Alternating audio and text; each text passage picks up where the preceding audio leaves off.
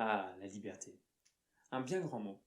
On pense, en général, que ce sont les grands événements qui vont déterminer qui nous sommes. Mais la plupart de notre vie ne se déroule pas dans une fresque épique d'émancipation.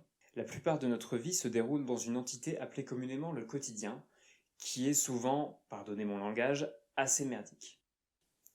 Pourquoi merdique? Eh bien parce que ce quotidien est réglé par des conventions sociales, par les autres.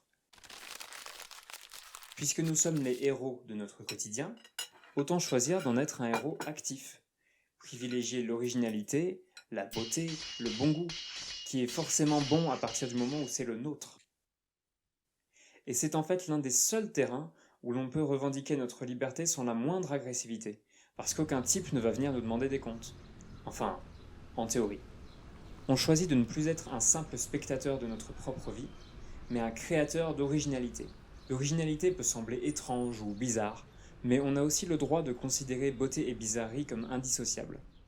En revanche, on doit évidemment s'attendre à ce que cette liberté, puisqu'elle ne concerne que nous, ne puisse pas forcément être bien perçue, voire comprise par les autres.